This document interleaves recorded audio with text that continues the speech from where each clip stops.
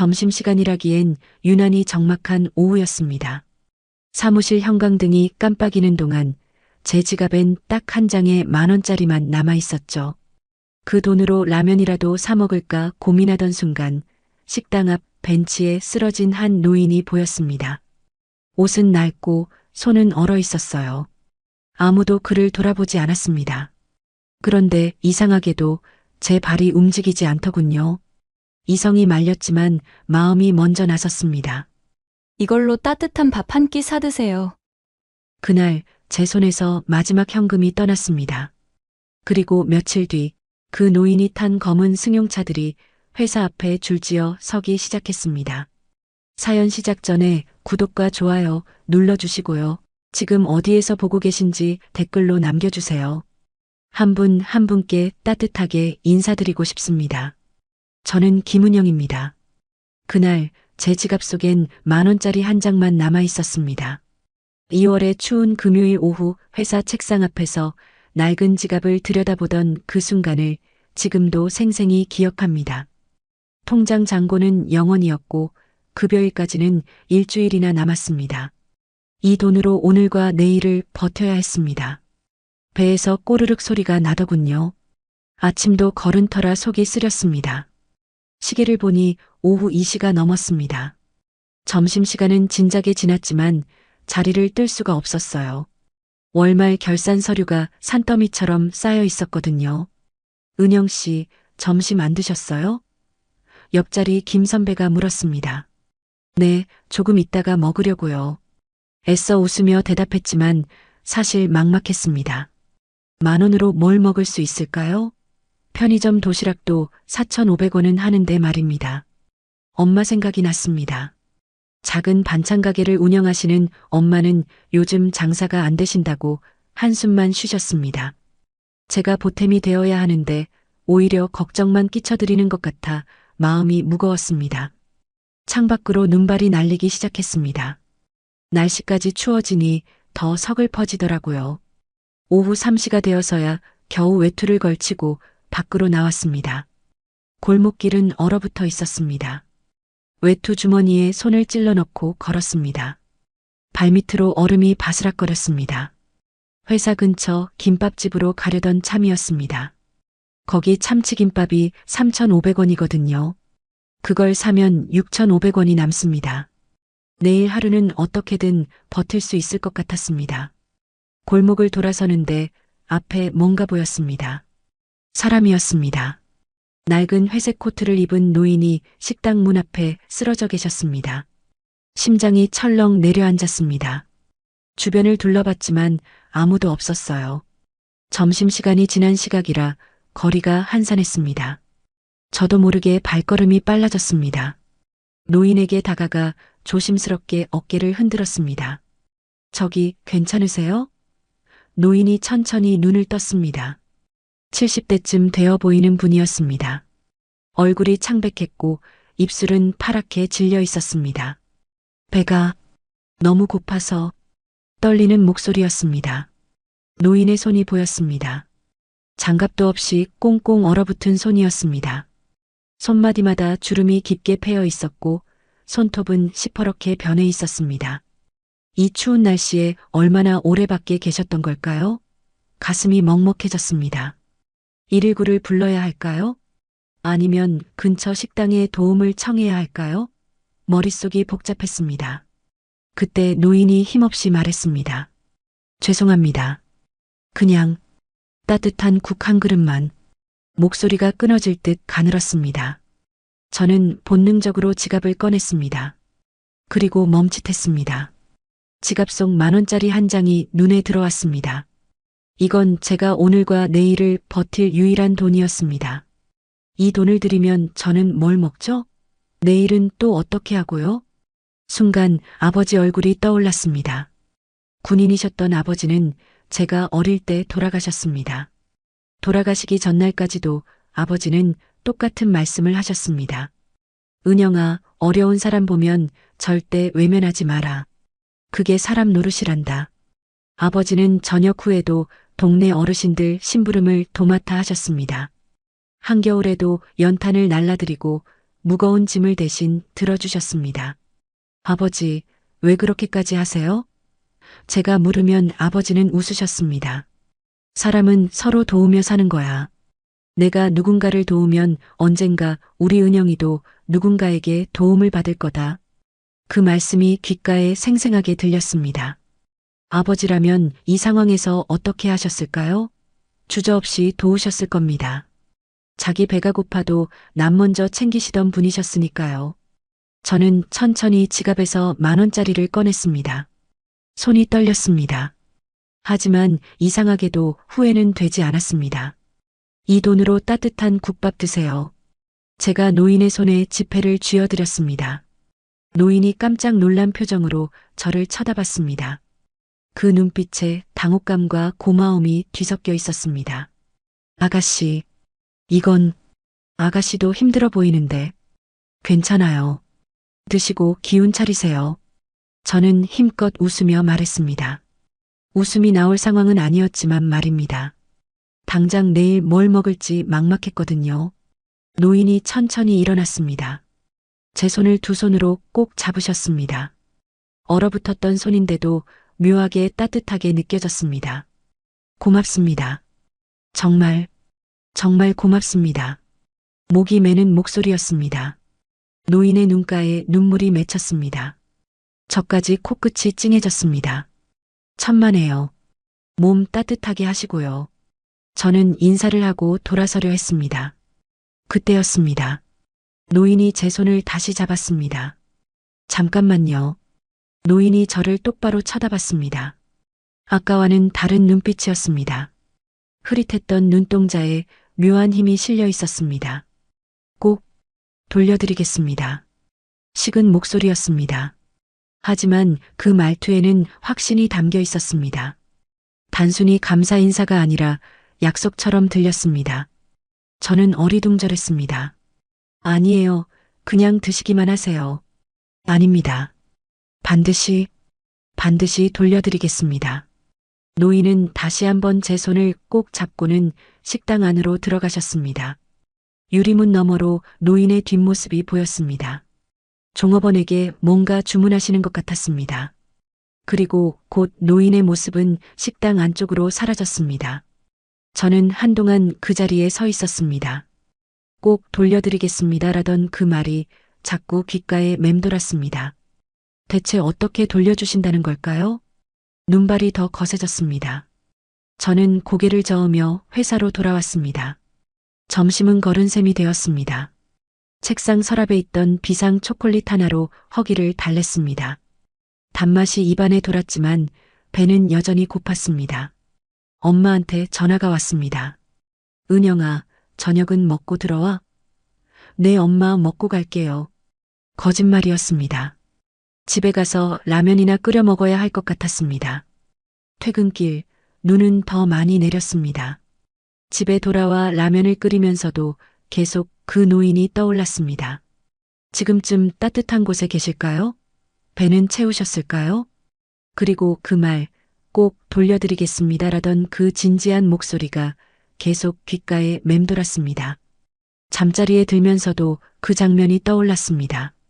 추운 골목길, 떨리던 손, 그리고 식당 안으로 사라지던 뒷모습. 그때는 몰랐습니다. 그 작은 선택이 지갑 속 마지막 10,000원이 제 인생을 완전히 바꿔놓을 거라는 걸 말입니다. 그 일이 있고 나서 사흘이 지났습니다. 월요일 아침 저는 평소처럼 출근했습니다. 책상 위에 낯선 우편물이 놓여 있었습니다. 고급스러운 크림색 봉투였습니다. 제 이름이 정갈한 붓글씨로 적혀 있었습니다. 발신인 란은 비어 있었습니다. 이상했습니다. 회사로 개인 우편이 오는 일은 거의 없었거든요. 봉투를 열었습니다. 안에서 두꺼운 카드 한 장이 나왔습니다. 호텔 초대장이었습니다. 그런데 초대장 문구가 심상치 않았습니다. 점심 한 끼의 은혜를 갚고 싶습니다. 금요일 저녁 7시 그랜드 팰리스 호텔 VIP룸에서 뵙기를 바랍니다. 심장이 두근거렸습니다. 점심 한 끼? 그때 그 노인을 떠올렸습니다. 설마 그분이 보낸 걸까요? 은영 씨, 그게 뭐예요? 옆자리 김 선배가 물었습니다. 아, 그냥 광고 전단 같은 거예요. 얼른 초대장을 서랍에 넣었습니다. 왠지 다른 사람들에게 보여주고 싶지 않았습니다. 하루 종일 그 초대장이 신경 쓰였습니다. 그랜드 팰리스 호텔이라면 서울에서 손꼽히는 특급 호텔이었습니다. 저 같은 사람이 갈 만한 곳이 아니었습니다.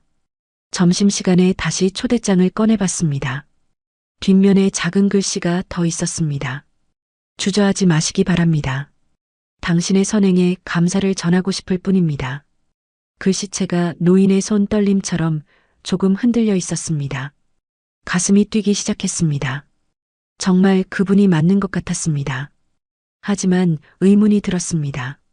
길거리에서 쓰러져 계시던 분이 어떻게 이런 고급 호텔에 초대를 할 수 있을까요? 혹시 사기는 아닐까? 혼잣말이 나왔습니다. 요즘 세상에 이상한 사람 많다고 하잖아요. 낯선 곳으로 사람을 유인해서 범죄를 저지르는 경우도 있다던데요. 하지만 초대장은 너무나 정식으로 보였습니다. 호텔 로고도 찍혀 있고 금박 테두리까지 있었습니다. 이런 걸 위조할 리는 없을 것 같았습니다. 화요일이 지나고 수요일이 왔습니다. 초대장은 계속 서랍 속에 있었습니다. 저는 매일 그걸 꺼내보며 고민했습니다. 깔까 말까? 엄마한테 얘기를 해볼까도 생각했습니다.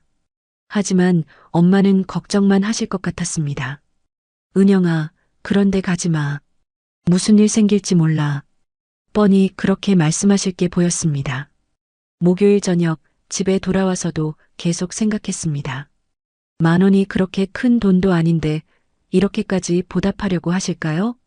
아니면 정말 다른 의도가 있는 걸까요? 잠이 오지 않았습니다.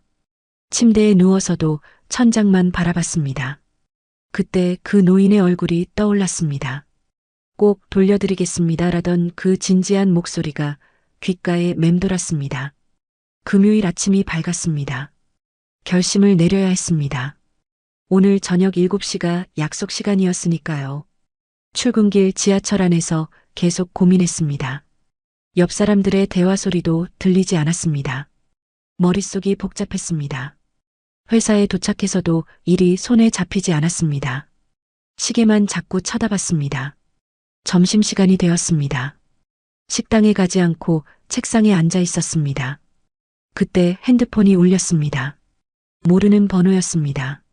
받을까 말까 망설이다가 통화 버튼을 눌렀습니다. 여보세요? 김은영 대리님이십니까? 정중한 남자 목소리였습니다. 네, 그런데요. 그랜드 팰리스 호텔 컨시어지입니다. 오늘 저녁 7시 예약이 확인되는데 혹시 변경사항이 있으신지 확인차 전화드렸습니다. 심장이 쿵 내려앉았습니다. 진짜였습니다. 장난이나 사기가 아니었습니다. 아, 네, 괜찮습니다. 감사합니다. 로비에 도착하시면 안내해드리겠습니다. 좋은 하루 되십시오. 전화가 끊겼습니다. 손이 떨렸습니다. 이제 선택을 해야 했습니다. 가든지 안 가든지. 오후 시간이 빠르게 지나갔습니다. 6시가 되었습니다. 주변 동료들이 하나둘 퇴근했습니다. 은영 씨, 먼저 갈게요. 네, 들어가세요. 저는 화장실로 갔습니다.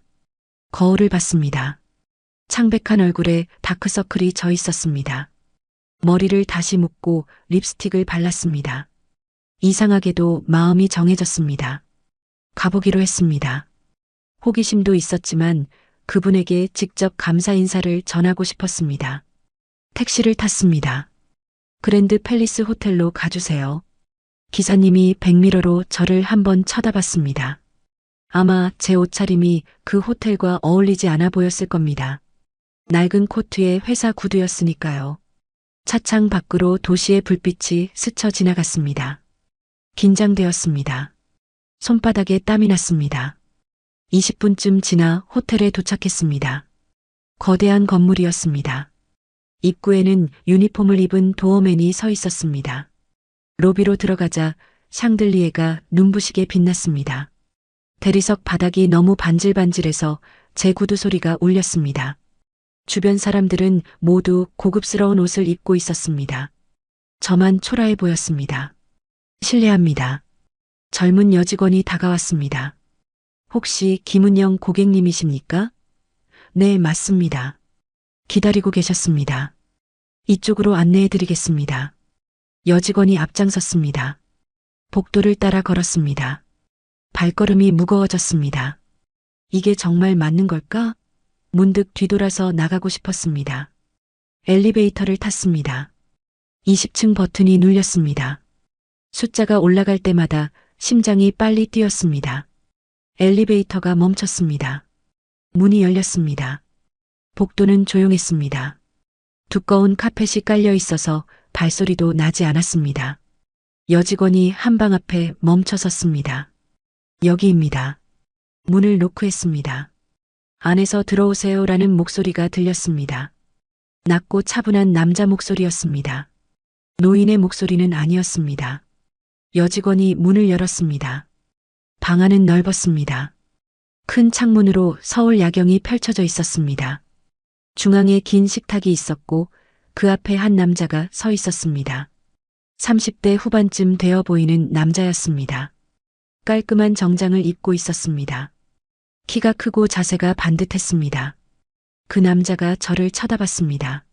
날카로운 눈빛이었습니다. 그리고 입을 열었습니다.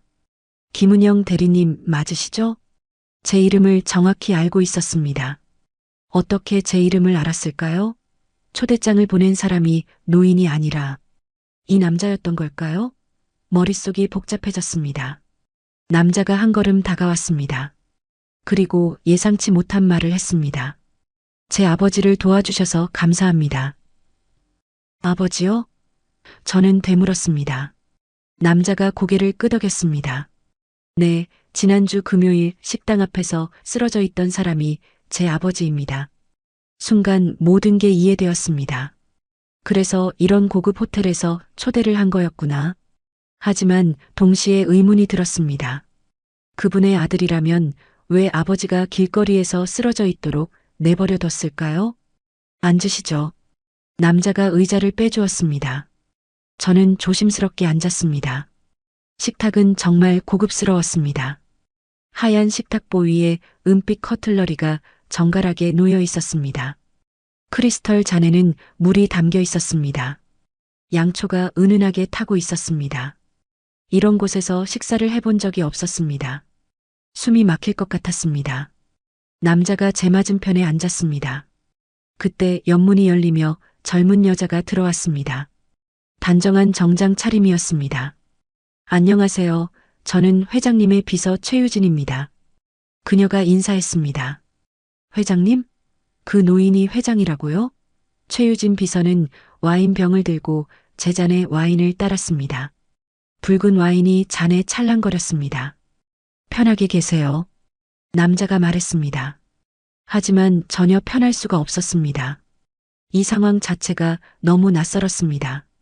저는 그저 10,000원을 건넨 것뿐인데 이렇게까지 대접을 받아야 하나요? 정말 이렇게까지 하실 필요 없으세요. 제가 조심스럽게 말했습니다. 남자는 고개를 저었습니다.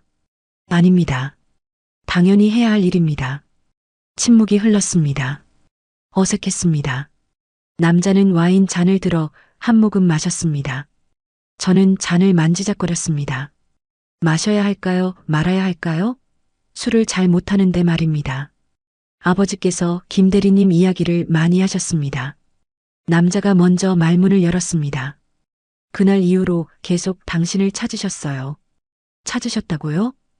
네, 제대로 된 감사를 전하고 싶다고 하셨습니다. 남자의 목소리는 차분했지만 어딘가 냉랭했습니다. 감정이 실려 있지 않은 것 같았습니다. 그런데 회장님은 어디 계신가요? 제가 물었습니다. 지금 몸이 좀 불편하셔서 자리에 계십니다.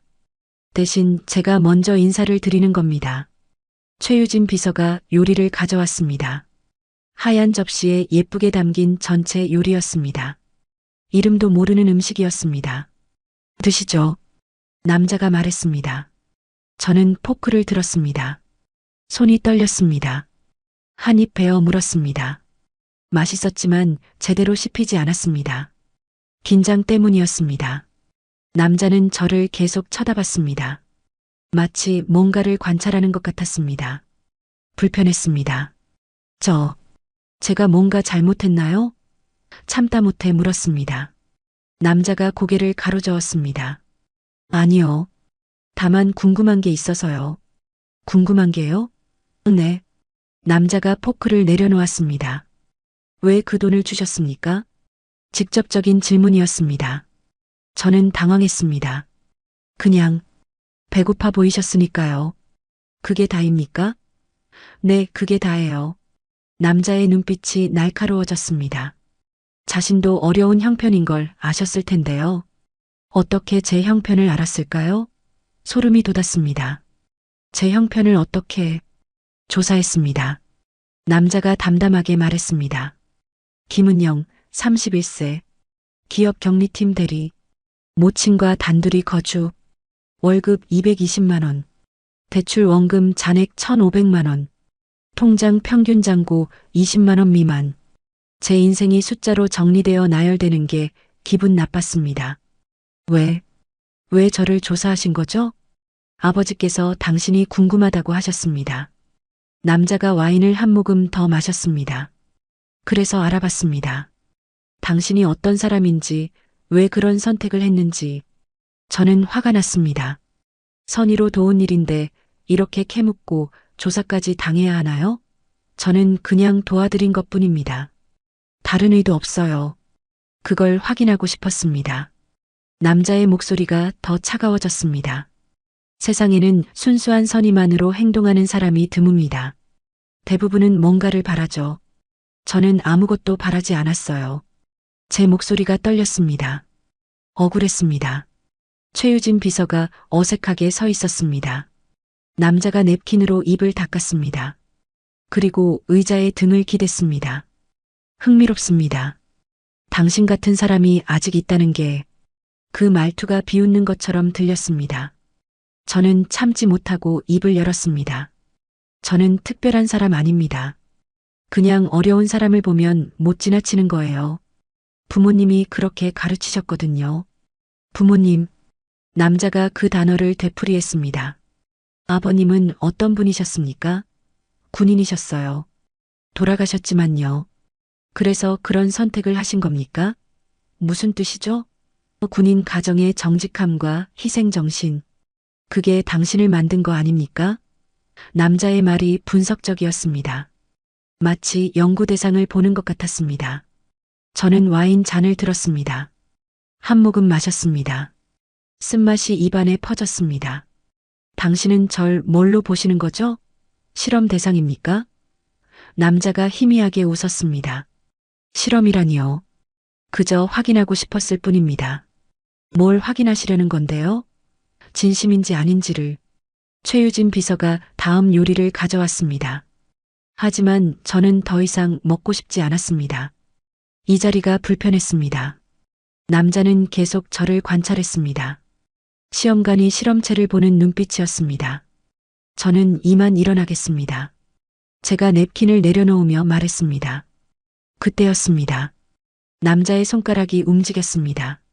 테이블 아래 어딘가를 눌렀습니다. 철컥. 뒷문이 열리는 소리가 들렸습니다. 저는 깜짝 놀라 뒤를 돌아봤습니다.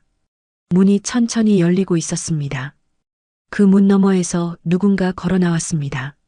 정장을 말끔하게 차려입은 남자였습니다. 50대쯤 되어 보였습니다. 회색 머리를 단정하게 빗어 넘긴 모습이었습니다. 그리고 그 옆으로 또 한 사람이 나타났습니다. 바로 그분이었습니다. 지난주 금요일 식당 앞에서 쓰러져 계시던 바로 그 노인이었습니다. 저는 자리에서 벌떡 일어났습니다. 회장님. 그 노인, 아니 강명호 회장님이 제게 다가오셨습니다. 그날과는 완전히 다른 모습이었습니다. 깔끔한 양복을 입으셨고 자세도 반듯하셨습니다. 쓰러져 계시던 그 허약한 모습은 어디에도 없었습니다. 김 대리님, 다시 만나서 반갑습니다. 회장님이 따뜻하게 웃으셨습니다. 그런데 말이 제대로 나오지 않았습니다. 머리가 복잡했습니다. 대체 무슨 일이 벌어지고 있는 걸까요? 회장님 옆에 서 있던 50대 남자가 저를 보며 고개를 숙였습니다. 안녕하십니까, 김 대리님. 그 목소리를 들은 순간 온몸이 얼어붙었습니다. 알고 있는 목소리였습니다. 너무나 잘 알고 있는 목소리였습니다. 저는 그 남자의 얼굴을 똑바로 봤습니다. 박상훈 상무. 우리 회사 최대 거래처인 그룹의 구매본부장이었습니다. 제가 매달 보고서를 올리는 바로 그 사람이었습니다. 다리에 힘이 풀렸습니다. 박상무님? 제 목소리가 떨렸습니다. 박상무가 미소를 지었습니다. 오랜만입니다, 김 대리님. 이런 곳에서 뵐 줄은 몰랐습니다. 세상이 돌아가는 것 같았습니다. 아까 저와 대화하던 그 남자가 다가왔습니다. 이제 인사를 해야겠군요. 저는 강도윤입니다. 그룹 전략기획본부 본부장이자 이분의 아들입니다. 강도윤 본부장. 회사에서 소문으로만 듣던 이름이었습니다. 그룹 내에서 가장 유능하다는, 그리고 가장 냉철하다는 그 사람이었습니다. 그분이 바로 회장님의 아들이었고 조금 전까지 저를 시험하던 그 남자였습니다. 모든 퍼즐이 맞춰지는 순간이었습니다. 앉으시죠, 김 대리님. 강도윤 본부장이 말했습니다. 하지만 저는 앉을 수가 없었습니다. 다리가 떨렸습니다. 회사의 최대 거래처 회장님을 길거리에서 만났다는 것, 그리고 그 아들이 절 조사했다는 것. 이 모든 상황이 믿기지 않았습니다. 놀라셨죠? 강명호 회장님이 부드럽게 말씀하셨습니다. 미안합니다. 이렇게까지 하려던 건 아니었는데 아들놈이 너무 심하게 굴었나 봅니다. 회장님이 강도윤 본부장을 보셨습니다. 강도윤 본부장은 무표정했습니다. 확인이 필요했습니다, 아버지. 확인? 회장님이 한숨을 쉬셨습니다. 사람의 마음을 확인하는 게 그렇게 중요했나?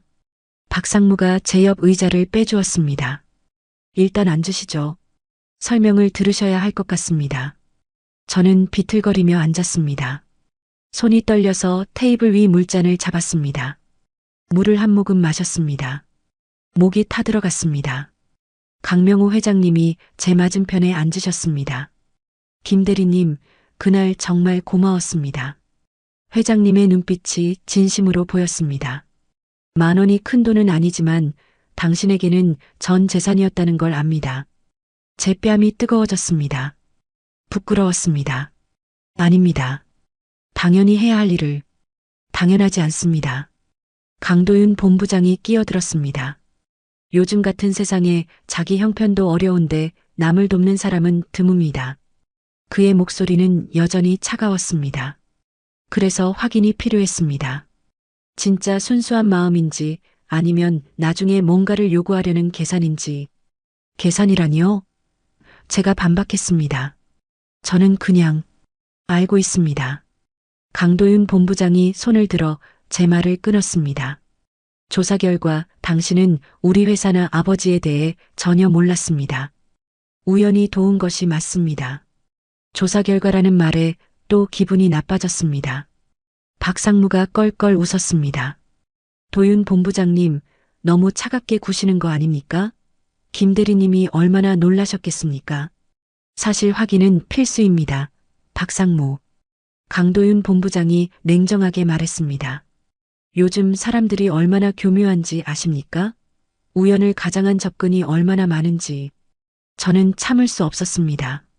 그럼 전 뭡니까? 의심받아야 할 사람입니까? 제 목소리가 커졌습니다. 최유진 비서가 깜짝 놀라 뒤로 물러섰습니다. 저는 그냥 쓰러진 분을 도운 것뿐입니다. 그게 잘못입니까? 잘못이 아닙니다. 강명호 회장님이 제 손을 잡으셨습니다. 김 대리님, 오해하지 마세요. 우리 도윤이가 원래 좀 까칠해서 그렇습니다. 나쁜 뜻은 없어요. 회장님의 손이 따뜻했습니다. 그날 떨리던 그 손이었습니다. 당신의 선행에 정말 감사합니다. 그 10,000원이 제 목숨을 구했어요. 목숨을요? 네, 그날 저는 정말 위험했습니다. 지병이 있는데 약을 안 챙겨 먹어서 쓰러진 겁니다. 그때 따뜻한 음식을 먹지 못했다면 큰일 날 뻔했어요. 회장님이 제 손을 꼭 쥐셨습니다. 당신 덕분에 살았습니다. 제 눈시울이 붉어졌습니다. 그럴 줄은 몰랐습니다. 그냥 배고프신 줄만 알았지 생명이 위험할 정도였다니요. 다행입니다. 제가 그때 지나치지 않아서요. 그게 바로 당신의 선함입니다. 회장님이 웃으셨습니다. 강도윤 본부장이 커피를 한 모금 마셨습니다. 그래서 아버지께서 당신을 꼭 보고 싶어 하셨습니다. 제대로 된 감사를 전하고 또 그가 말을 멈췄습니다. 또 제가 물었습니다. 강도윤 본부장이 저를 똑바로 봤습니다. 당신 같은 사람이 우리 회사에 어울린다고 생각하십니까? 갑작스러운 질문이었습니다. 무슨 뜻인지 이해할 수 없었습니다. 박상무가 어색하게 웃었습니다. 본부장님, 그건 박상무님께 여쭙는 게 아닙니다. 강도윤 본부장이 박상무를 보며 말했습니다. 그리고 다시 저를 봤습니다. 김은영 대리, 당신 회사의 격리 담당자죠. 월급 220만 원, 대출 1,500만 원, 31세 미혼. 이런 형편에 마지막 10,000원을 남에게 줄 수 있는 사람. 그가 천천히 말했습니다. 그런 사람이 과연 우리 같은 대기업에서 살아남을 수 있을까요? 제 얼굴이 굳었습니다. 이게 칭찬인가요? 모욕인가요? 무슨 말씀이신지. 우리 회사는 냉정합니다. 강도윤 본부장이 차갑게 말했습니다. 실적과 성과만이 중요합니다. 선함은 약점이 될 수 있죠. 당신 같은 사람은 금방 짓밟힐 겁니다. 도윤아. 강명호 회장님이 목소리를 높이셨습니다. 하지만 강도윤 본부장은 멈추지 않았습니다. 아버지께서는 당신을 칭찬하고 싶으실 겁니다. 하지만 저는 다릅니다. 저는 현실을 봅니다. 당신 같은 선함은 이 세계에서는 무기가 아니라 약점입니다. 제 손이 떨렸습니다. 커피잔이 흔들렸습니다. 갈색 액체가 찰랑거렸습니다. 모욕감이 밀려왔습니다. 제가 도운 일이 이렇게 평가절하 되어야 하나요? 저는 목소리가 나오지 않았습니다. 저는 이만 가보겠습니다. 자리에서 일어서려는 순간 강도윤 본부장이 마지막으로 말했습니다. 당신 같은 사람, 우리 회사에 어울린다고 생각합니까? 그 질문이 칼처럼 꽂혔습니다. 그 순간이었습니다. 문이 다시 열렸습니다. 이번엔 우아한 한복 차림의 여성이 들어오셨습니다. 60대 초반쯤 되어 보였습니다. 비단 한복이 바스락거렸고 목에는 진주 목걸이가 빛났습니다. 머리는 단정하게 올려 묶으셨고 화장도 완벽했습니다. 한눈에 봐도 고귀한 분위기가 느껴졌습니다. 어머니, 강도윤 본부장이 자리에서 일어났습니다. 강명호 회장님도 일어나셨습니다. 여보, 그 여성이 바로 나화정 사모님이었습니다. 강명호 회장님의 부인이자 강도윤 본부장의 어머니셨습니다. 저도 황급히 자리에서 일어났습니다. 다리가 후들거렸습니다. 앉으세요, 여러분. 나화정 사모님이 말씀하셨습니다. 목소리는 부드러웠지만 어딘가 차가웠습니다. 사모님이 저를 쳐다봤습니다. 위아래로 훑어보는 시선이었습니다. 저는 본능적으로 옷매무새를 매만졌습니다. 낡은 코트가 너무 초라해 보였습니다. 이분이 그 김대리라는 분이군요. 사모님이 말씀하셨습니다. 존댓말이었지만 존중하는 느낌은 전혀 없었습니다. 네, 사모님. 김은영이라고 합니다. 제가 고개를 숙이며 인사했습니다. 반갑습니다. 사모님은 대답하지 않으셨습니다. 그저 저를 계속 쳐다보셨습니다. 최유진 비서가 사모님을 위한 의자를 빼드렸습니다. 사모님이 우아하게 앉으셨습니다. 한복 치마를 정돈하는 손놀림까지 우아했습니다. 저와는 완전히 다른 세계의 사람 같았습니다. 당신이 여보를 도왔다면서요? 사모님이 물으셨습니다. 네, 그냥 우연히. 우연? 사모님이 코웃음을 쳤습니다. 뭔가 이상했습니다. 분위기가 싸늘해졌습니다. 강명호 회장님이 불편한 표정을 지으셨습니다. 여보, 그게 아니라. 조용히 하세요. 사모님이 회장님을 제지했습니다. 저는 숨이 막혔습니다. 부인이 남편에게 저렇게 말할 수 있나요? 김 대리님, 사모님이 제 이름을 불렀습니다. 네, 사모님. 출신이 어디시죠? 강원도 춘천입니다. 부모님은 뭐 하시나요? 심장이 철렁 내려앉았습니다. 왜 이런 걸 물으시는 걸까요?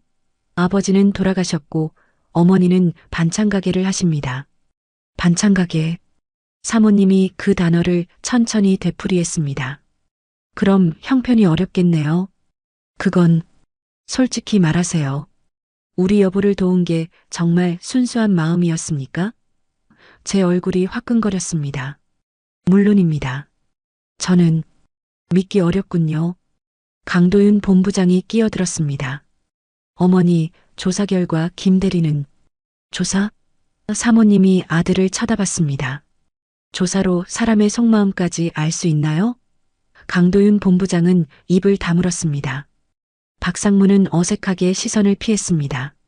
사모님이 다시 저를 봤습니다. 김 대리, 솔직히 말해봐요. 우리 그이가 돈 많은 사람인 줄 알고 접근한 거 아닙니까? 아닙니다. 제가 소리쳤습니다. 저는 정말 몰랐어요. 그냥 쓰러진 분을 도운 것뿐입니다. 쓰러진 사람을 도울 때 지갑은 왜 확인했죠? 지갑을 확인한 게 아니라 거짓말하지 마세요. 사모님의 목소리가 날카로워졌습니다. 당신 같은 사람들 많이 봤어요. 가난한 척하면서 부자들에게 접근하는 사람들. 동정심을 이용하는 거죠. 제 눈에서 눈물이 났습니다. 억울했습니다. 왜 이렇게까지 말씀하시는 걸까요? 여보. 강명호 회장님이 일어섰습니다. 너무 심한 거 아니오? 당신은 가만히 계세요. 사모님이 회장님을 쏘아봤습니다. 당신은 너무 순진해요. 사람들이 얼마나 교활한지 모르잖아요. 회장님이 주먹을 쥐셨습니다. 하지만 아무 말도 하지 못하셨습니다. 나화정 사모님이 핸드백을 여셨습니다. 그리고 뭔가를 꺼내셨습니다. 하얀 봉투였습니다. 두꺼웠습니다. 아마 돈이 들어있는 것 같았습니다. 사모님이 그 봉투를 테이블 위에 놓으셨습니다. 탁! 소리가 무겁게 울렸습니다. 여기 5천만 원 있어요. 사모님이 말씀하셨습니다. 당신이 준 10,000원의 5,000배입니다. 충분하죠? 제 손이 떨렸습니다. 이게 뭔가요? 시혜입니까? 모욕입니까? 사모님, 저는 가져가세요. 그리고 다시는 우리 앞에 나타나지 마세요. 눈물이 뺨을 타고 흘렀습니다. 저는 돈을 바라고 도운 게 아닙니다. 제 목소리가 떨렸습니다. 그냥 사람으로서 당연한 일을 한 것뿐이에요. 당연한 일? 사모님이 비웃었습니다. 당연한 일이라면 왜 여기까지 왔습니까? 초대를 거절할 수도 있었잖아요. 그건 말문이 막혔습니다. 맞는 말이었습니다. 저는 호기심에 이곳에 왔습니다. 회장님께 감사 인사를 받고 싶었습니다. 혹시 모를 보상도 기대했던 걸까요? 아니, 그건 아니었습니다. 정말 아니었습니다. 보세요, 대답도 못하잖아요. 사모님이 승리한 듯 웃으셨습니다. 역시 계산이 있었던 거예요. 당신 같은 사람, 우리 집안에 얼씬거리지 마세요. 신분도 모르고. 신분. 그 단어가 가슴에 박혔습니다. 저는 신분이 낮은 사람입니까? 반찬가게 딸이라서 천한 겁니까? 어머니. 강도윤 본부장이 참지 못하고 소리쳤습니다. 너무 심하십니다. 심해? 이게 현실이야, 도윤아. 사모님이 아들을 쳐다봤습니다. 우리 같은 집안 사람들은 조심해야 해. 어디서 누가 접근할지 몰라. 강도윤 본부장은 입술을 깨물었습니다. 박상무가 일어났습니다. 사모님, 김 대리는 정말 순수한 마음으로. 박상무님은 상관없는 일이니 조용히 계세요. 사모님의 목소리가 차갑게 식었습니다. 박상무는 난처한 표정으로 앉았습니다. 최유진 비서는 벽에 붙어서 고개를 숙이고 있었습니다. 저는 봉투를 쳐다봤습니다. 하얀 봉투, 5천만 원. 제 1년치 월급이 넘는 돈이었습니다. 그 돈이 있으면 대출도 갚을 수 있고 엄마 가게도 도울 수 있었습니다. 하지만 손이 가지 않았습니다. 이 돈을 받으면 정말로 제가 돈을 바라고 도운 사람이 되는 것 같았습니다. 안 가져가시겠어요? 사모님이 물으셨습니다. 그럼 정말 순수한 마음이었다는 건가요? 네. 제가 고개를 들었습니다. 저는 이 돈 필요 없습니다. 오호, 자존심이 있네요? 사모님이 재미있다는 듯 웃으셨습니다. 그럼 계속 가난하게 사세요. 우리한테는 절대 손 벌리지 말고. 저는 자리에서 일어났습니다. 더 이상 참을 수 없었습니다. 사모님, 제 목소리가 떨렸지만 또렷했습니다. 저는 돈이 필요합니다. 정말 절실하게 필요해요. 하지만 이런 식으로 받고 싶지 않습니다. 제 자존심까지 팔 순 없어요. 자존심? 사모님이 비웃었습니다. 가난한 사람의 자존심이 뭐가 그리 대단한가요? 그 말에 제 가슴이 찢어지는 것 같았습니다. 가난하면 자존심도 가질 수 없습니까? 저는 가난해서 인간 대우도 못 받아야 합니까? 실례하겠습니다. 저는 고개를 숙였습니다. 그리고 문을 향해 걸어갔습니다. 뒤에서 강명호 회장님이 김 대리님 하고 부르셨지만 돌아보지 않았습니다. 눈물이 멈추지 않았습니다. 문을 열고 나갔습니다. 복도를 걸었습니다. 발걸음이 빨라졌습니다. 엘리베이터를 탔습니다. 문이 닫히자 주저앉았습니다. 바닥에 쪼그리고 앉아 소리 없이 울었습니다. 왜 이렇게까지 모욕을 당해야 합니까? 착한 일을 했다고 생각했는데 결국 이런 취급을 받는 겁니까? 엘리베이터가 1층에 도착했습니다. 일어섰습니다. 눈물을 닦았습니다. 로비를 가로질러 밖으로 나갔습니다. 차가운 밤 공기가 얼굴을 때렸습니다. 어디론가 걸었습니다. 목적지도 없이 그냥 걸었습니다. 핸드폰이 울렸습니다. 강도윤 본부장이었습니다. 받지 않았습니다. 다시 울렸습니다. 이번엔 박상무였습니다. 역시 받지 않았습니다. 저는 그냥 걷고 또 걸었습니다. 눈물은 계속 흘렀습니다. 그때는 몰랐습니다. 이 모욕이 시작에 불과하다는 걸, 더 큰 시련이 기다리고 있다는 걸 말입니다. 다음 날 월요일 출근하는 발걸음이 무겁였습니다. 금요일 저녁의 일이 계속 떠올랐습니다. 나화정 사모님의 차가운 눈빛, 신분도 모르고라던 그 말이 귓가에 맴돌았습니다. 잠도 제대로 못 잤습니다. 거울을 보니 얼굴이 퀭했습니다. 회사에 도착했습니다. 이상했습니다. 동료들이 저를 이상한 눈으로 쳐다봤습니다. 수군거리는 소리가 들렸습니다. 저 사람이 진짜래. 무슨 일일까요? 제 책상으로 갔습니다. 책상 위에 인사팀 직인이 찍힌 봉투가 놓여 있었습니다. 불길한 예감이 들었습니다. 봉투를 열었습니다. 출근 정지 통보서였습니다. 내부 정보 유출 혐의로 조사가 진행 중이니 즉시 출근을 정지하고 개인 물품을 수거할 것. 손이 떨렸습니다. 내부 정보 유출? 저는 그런 적 없는데요. 이게 무슨 일입니까? 은영 씨. 김 선배가 조심스럽게 다가왔습니다. 무슨 일 있어요? 저도 모르겠어요, 선배. 제 목소리가 떨렸습니다.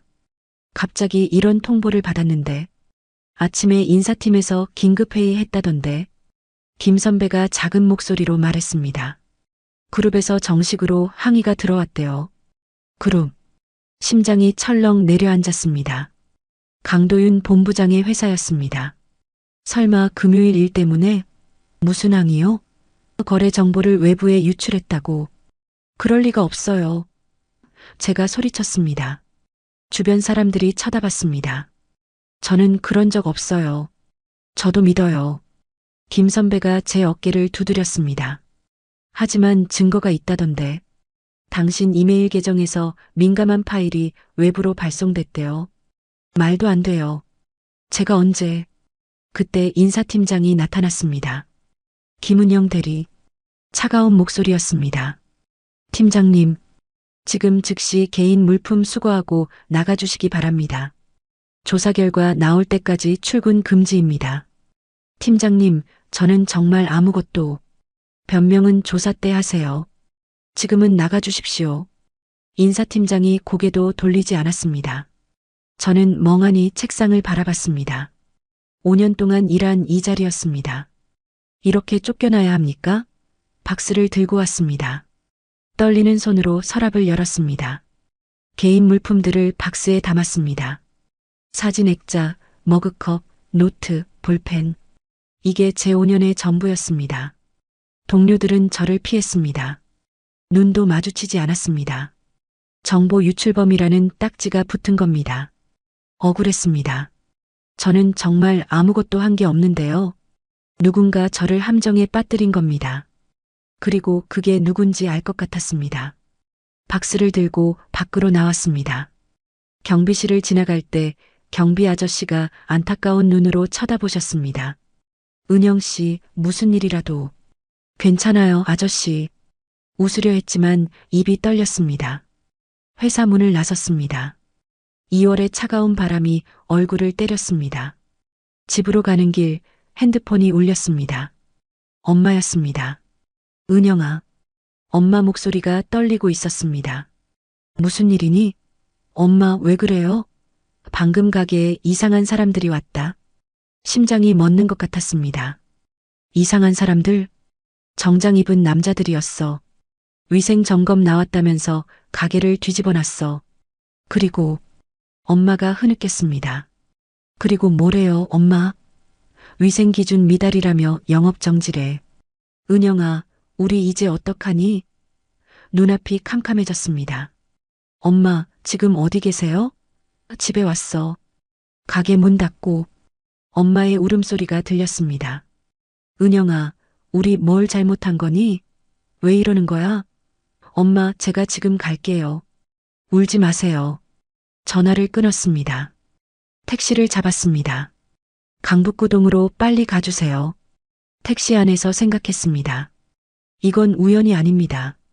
제가 해고당한 것도, 엄마 가게가 영업정지 당한 것도 누군가 계획적으로 저를 짓밟고 있는 겁니다. 나화정 사모님, 그분의 차갑던 눈빛이 떠올랐습니다. 우리 집안에 얼씬거리지 마세요. 집에 도착했습니다. 엄마는 소파에 앉아 울고 계셨습니다. 엄마, 제가 달려가 엄마를 안았습니다. 은영아, 엄마가 제 품에서 울었습니다. 우리 가게 20년 동안 한 번도 문제 없었는데 갑자기 왜 이러는 거니? 엄마, 제 잘못이에요. 제가 말했습니다. 제가 잘못했어요. 내가 무슨 잘못을 했다고. 엄마가 제 얼굴을 쳐다봤습니다. 은영아, 무슨 일 있니? 말할 수 없었습니다. 착한 일을 했다가 이렇게 되었다고 어떻게 말합니까? 엄마, 가게 그만두자. 제가 말했습니다. 영업정지 풀리면 다른 데서 다시 시작해요. 여기는 너무 힘들어요. 하지만 은영아, 돈이. 제가 어떻게든 할게요. 엄마는 걱정하지 마세요. 거짓말이었습니다. 저도 어떻게 해야 할지 몰랐습니다. 그날 밤 잠을 이룰 수 없었습니다. 천장만 바라봤습니다. 인생이 이렇게 한순간에 무너질 수 있나요? 지난주까지만 해도 평범한 직장인이었는데 이제는 해고, 위기에 놓인 정보 유출범이 되었습니다. 엄마 가게도 문 닫았습니다. 앞으로 어떻게 살아야 할까요? 새벽 3시였습니다. 라디오를 켰습니다. 조용한 음악이 흘러나왔습니다. 눈물이 또 났습니다. 왜 저는 그날 그 노인을 도왔을까요? 그냥 지나쳤다면 이런 일은 없었을 텐데. 후회가 밀려왔습니다. 하지만 동시에 억울했습니다. 착한 일을 하면 이렇게 벌을 받아야 합니까? 새벽 4시 문 밖에서 소리가 들렸습니다. 누군가 문을 두드렸습니다. 김은영 씨 계십니까? 남자 목소리였습니다. 낯익은 목소리였습니다. 누구일까요? 문을 열까 말까 망설였습니다. 김은영 씨. 다시 목소리가 들렸습니다. 저입니다. 강도윤입니다. 문 좀 열어주세요. 강도윤 본부장? 이 새벽에 왜 여기 온 걸까요? 또 무슨 모욕을 하러 온 겁니까? 문을 열지 않았습니다. 은영 씨. 이번엔 제 이름을 불렀습니다. 반말도 아니고 존댓말도 아닌 애매한 호칭이었습니다. 미안합니다. 이제야 진실을 알았어요. 문 열어주세요. 설명할게요. 진실? 무슨 진실을 안다는 걸까요? 저는 문고리를 잡았습니다. 열어야 할까요? 말아야 할까요? 문을 열었습니다. 강도윤 본부장이 서 있었습니다. 정장이 아니라 캐주얼한 옷차림이었습니다. 얼굴은 피곤해 보였고 머리는 흐트러져 있었습니다. 평소의 냉정한 모습과는 달랐습니다. 들어오세요. 제가 말했습니다. 목소리가 차가웠습니다. 본부장님이 거실로 들어왔습니다. 소파에 앉지 않고 서 있었습니다. 은영 씨, 정말 미안합니다. 고개를 숙였습니다. 놀랐습니다. 이 사람이 사과를 할 줄은 몰랐습니다. 무엇에 대한 사과입니까? 제가 물었습니다. 해고 건입니까? 엄마 가게 영업정지 건입니까? 둘 다입니다. 본부장님이 고개를 들었습니다. 제가 몰랐어요. 어머니가 그렇게까지 할 줄은. 사모님이 하신 겁니까? 네, 어머니께서 당신을 우리 집안에서 떼어놓으려고. 본부장님이 주먹을 쥐었습니다. 정말 죄송합니다. 제가 막았어야 했는데. 저는 웃었습니다. 비웃음이었습니다. 이제 와서 사과해봤자 뭐가 달라집니까? 저는 이미 직장을 잃었고 엄마는 가게 문을 닫았어요. 사과로 돌아옵니까? 돌려드리겠습니다. 본부장님이 단호하게 말했습니다. 직장도 가게 영업도 원상복구 시켜드릴게요. 믿을 수 없어요. 제가 고개를 저었습니다. 당신네 집안 사람들 말은 이제 안 믿어요. 은영 씨, 본부장님이 한 걸음 다가왔습니다. 제발 믿어주세요. 아버지가 쓰러지셨어요. 심장이 쿵 내려앉았습니다. 회장님이요? 네, 어제 저녁부터 의식을 잃으셨어요. 지금 중환자실에 계십니다. 본부장님의 목소리가 떨렸습니다. 의사 말로는 이번이 마지막일 수도 있대요. 눈물이 그의 눈가에 맺혔습니다. 저는 말문이 막혔습니다. 그 따뜻했던 회장님이 왜 저한테 오신 거죠? 제가 물었습니다. 회장님 가족이 계시잖아요. 아버지가 당신을 찾으세요. 본부장님이 말했습니다. 의식이 오락가락 하시는데 계속 당신 이름을 부르세요. 김은영, 김은영 하시면서 가슴이 먹먹해졌습니다. 저를요? 네, 꼭 만나야 한다고 하세요. 뭔가 전할 말씀이 있으신 것 같아요. 본부장님이 제 손을 잡았습니다. 제발 한 번만 와주세요. 아버지를 만나주세요. 망설였습니다. 나화정 사모님을 다시 만나야 한다는 게 두려웠습니다. 하지만 회장님이 저를 찾으신다면 알겠습니다. 가보죠. 제가 말했습니다. 하지만 사모님이 어머니는 제가 설득하겠습니다. 본부장님이 고개를 숙였습니다. 30분 후 병원에 도착했습니다. VIP 병동이었습니다. 복도는 조용했습니다. 중환자실 앞에 최유진 비서가 서 있었습니다. 본부장님, 비서가 고개를 숙였습니다. 회장님 상태는요? 여전히 위독하십니다. 사모님께서 안에 계십니다. 문이 열렸습니다. 나화정 사모님이 나오셨습니다. 저를 보시자 얼굴이 굳었습니다. 이 계집이 왜 여기 있어? 사모님이 소리쳤습니다. 어머니, 본부장님이 앞을 막았습니다.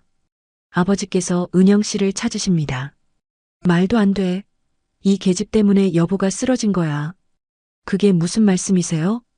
본부장님이 물었습니다. 여보가 이 계집한테 미안하다고 제대로 대접 못 해줬다고 계속 그러시더니 급기야 쓰러지신 거야. 사모님이 저를 노려봤습니다. 다 내 탓이야. 저는 할 말이 없었습니다. 정말 제 탓일까요? 제가 그날 10,000원을 안 줬다면 이런 일도 없었을까요?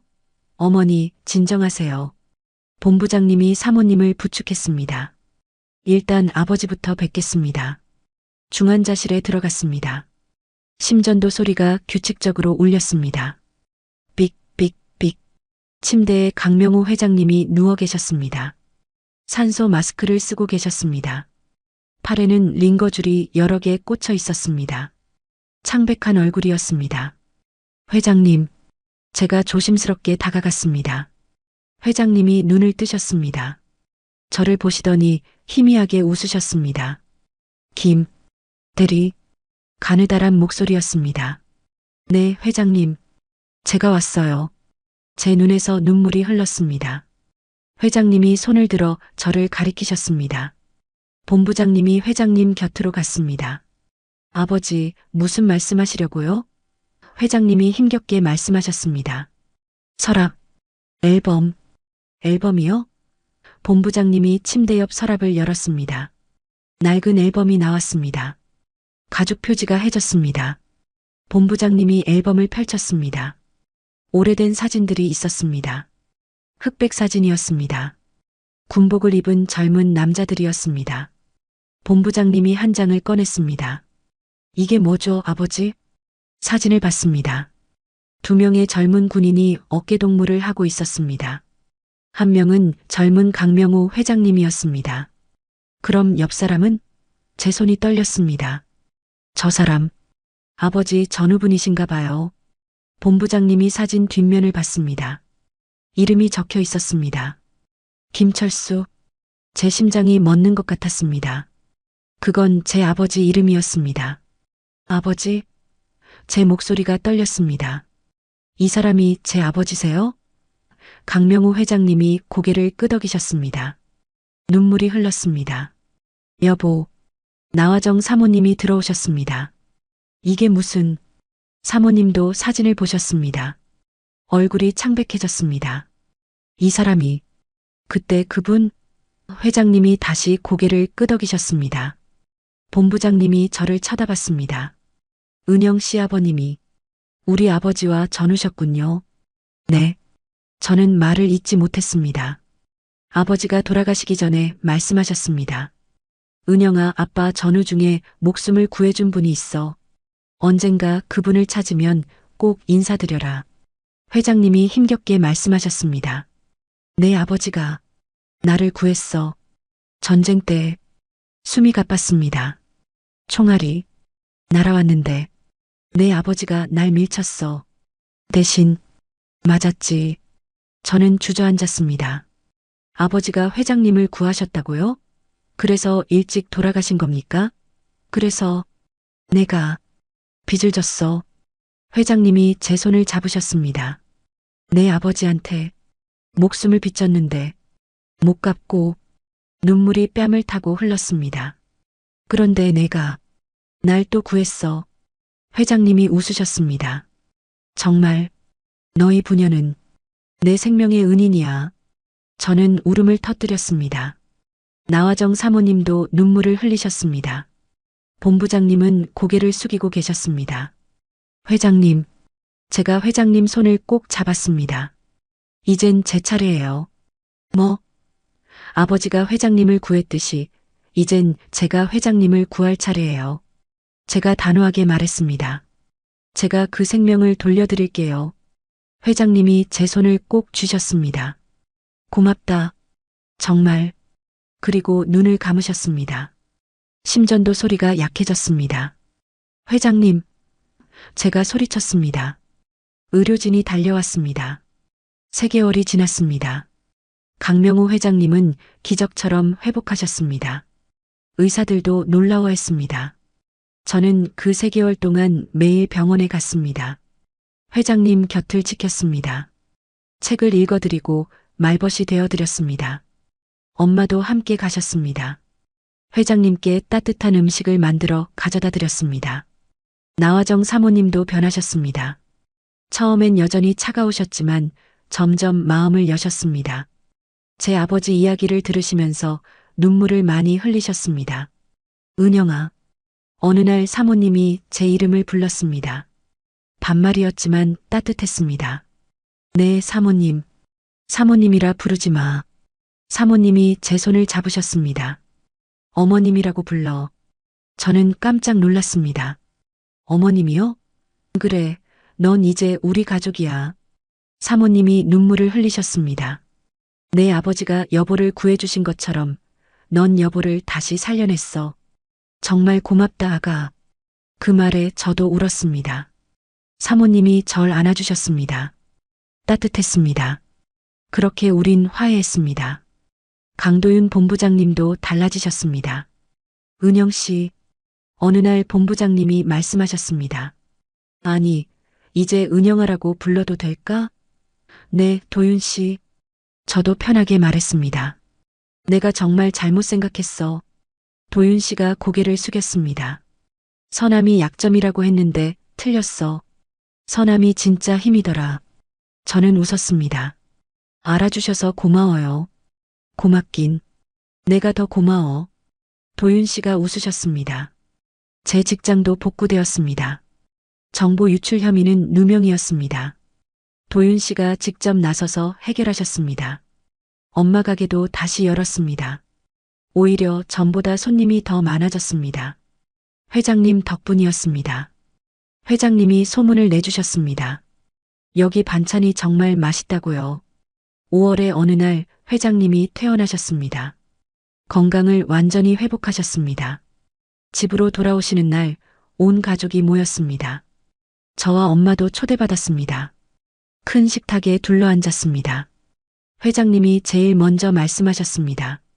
여러분, 회장님이 손뼉을 치셨습니다. 오늘 좋은 소식이 있습니다. 모두가 회장님을 쳐다봤습니다. 은영이와 박선자 여사님 덕분에 제가 이렇게 건강해졌습니다. 정말 감사합니다. 회장님이 저희를 보시며 웃으셨습니다. 그래서 결정했습니다. 회장님이 서류를 꺼내셨습니다. 김철수 선행재단을 설립하기로 했습니다. 제 심장이 뛰었습니다. 아버지 이름으로 재단을요? 어려운 사람들을 돕는 재단입니다. 은영이 아버지처럼 남을 위해 희생한 분들의 가족을 돕고 선한 일을 한 사람들에게 보답하는 재단이죠. 제 눈에서 눈물이 흘렀습니다. 회장님, 아니지. 회장님이 웃으셨습니다. 이제 아버님이라고 불러야지. 아버님, 제가 울먹이며 말했습니다. 정말 감사합니다. 고마운 건 나야, 딸아. 회장님이 제 머리를 쓰다듬으셨습니다. 엄마가 손수 만든 국을 내오셨습니다. 회장님, 따뜻하실 때 드세요. 고맙습니다, 사돈댁. 회장님이 국그릇을 받으셨습니다. 김이 모락모락 피어올랐습니다. 된장국이었습니다. 회장님이 한 숟가락 드셨습니다. 아, 이 맛. 회장님이 눈을 감으셨습니다. 그날 생각나네요. 회장님이 말씀하셨습니다. 추운 골목길에서 은영이가 내민 그 따뜻한 손. 그게 내 인생을 바꿨어요. 저도 그날이 떠올랐습니다. 저도 그날을 잊을 수 없어요, 아버님. 우리 모두 그날 덕분에 이렇게 모였네요. 나화정 어머님이 말씀하셨습니다. 6월의 어느 날 재단 현판식이 열렸습니다. 많은 사람들이 모였습니다. 제가 연설을 하게 되었습니다. 떨렸지만 용기를 냈습니다. 여러분, 안녕하십니까? 저는 김은영입니다. 마이크를 잡았습니다. 오늘 이 자리에 서게 된 것은 한 끼의 점심 때문입니다. 그날 제 지갑엔 10,000원만 남아 있었습니다. 마지막 돈이었죠. 하지만 쓰러진 분을 보는 순간 망설이지 않았습니다. 그분이 누군지도 몰랐지만 사람으로서 당연한 일을 했을 뿐입니다. 청중들이 조용히 들었습니다. 하지만 그 작은 선택이 제 인생을 완전히 바꿔놓았습니다. 아버지와 회장님의 인연을 알게 되었고 잃어버렸던 것보다 더 많은 걸 얻었습니다. 가족도 얻었고 새로운 꿈도 생겼습니다. 제 목소리가 떨렸지만 계속 말했습니다. 여러분, 작은 선행을 두려워하지 마세요. 그 작은 손길이 누군가의 인생을 바꿀 수 있습니다. 그리고 그 선행은 반드시 돌아옵니다. 저처럼요. 박수가 터져 나왔습니다. 저는 고개를 숙였습니다. 눈물이 뚝뚝 떨어졌습니다. 현판이 공개되었습니다. 김철수 선행재단. 아버지 이름이 금빛으로 빛났습니다. 회장님이 제 옆에 서셨습니다. 내 아버지가 보고 계실 거야. 네, 아버님. 저는 하늘을 올려다봤습니다. 구름 사이로 햇빛이 쏟아졌습니다. 그날 저녁 가족들이 다시 모였습니다. 따뜻한 식탁이었습니다. 엄마가 만든 반찬이 가득했습니다. 회장님이 국 한 그릇을 떠서 제게 주셨습니다. 은영아, 먹어. 감사합니다, 아버님. 국물을 한 입 마셨습니다. 따뜻했습니다. 그날 내민 따뜻한 손, 회장님이 말씀하셨습니다. 그게 제 인생의 시작이었습니다. 저도 웃었습니다. 제 인생의 전환점이었어요, 아버님. 우리 모두의 전환점이었지. 도윤 씨가 말했습니다. 어머님도 고개를 끄덕이셨습니다. 창밖으로 노을이 졌습니다. 붉은 하늘이었습니다. 아름다웠습니다. 저는 그날을 떠올렸습니다. 추운 2월의 골목길, 떨리던 손으로 10,000원을 건넸던 그 순간. 그때는 몰랐습니다. 그게 제 인생 최고의 선택이 될 줄은요. 이제 알았습니다. 선행은 결코 사라지지 않는다는 걸, 물처럼 순환한다는 걸, 제가 준 따뜻함이 저에게 다시 돌아왔듯이 누군가에게 준 선함은 언젠가 반드시 돌아온다는 걸 말입니다. 엄마가 제 어깨를 토닥였습니다. 은영아, 정말 잘했어. 엄마도요. 저는 엄마 손을 잡았습니다. 회장님이 우리를 보며 웃으셨습니다. 정말 아름다운 가족이에요. 어머님이 말씀하셨습니다. 그날 밤 집에 돌아와 일기를 썼습니다. 오늘 인생에서 가장 행복한 날이었다. 지갑 속 마지막 10,000원으로 시작된 이야기가 이렇게 아름답게 끝날 줄 몰랐다. 아버지, 잘 보고 계시죠? 딸이 아버지처럼 착하게 살고 있어요. 그리고 그 선함이 제게 이렇게 큰 행복을 가져다 주었어요. 일기장을 덮었습니다. 창밖으로 별이 빛났습니다. 저는 별을 보며 웃었습니다. 그날 내민 따뜻한 손, 그게 정말 제 인생의 시작이었습니다.